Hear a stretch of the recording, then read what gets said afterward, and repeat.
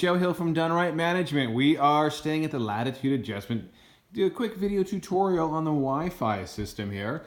So if you're not getting a connection, it might have reset itself, and what you're going to be looking for is the network that's going to be called DG167A-B2, and then the one below it. Now you're going to have to put in the long password, which is going to be that DG1670A.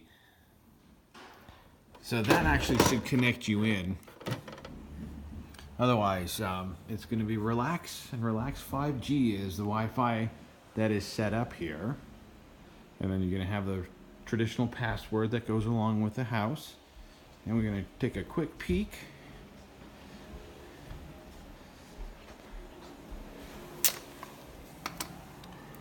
Right here. So Relax, and then the password is going to be Vacation. So that is the Wi-Fi setup at the Latitude adjustment. So if you've got any questions, you can reach out to us in the office. It's 208-634-0030. Cheers, and I hope a great time in McCall.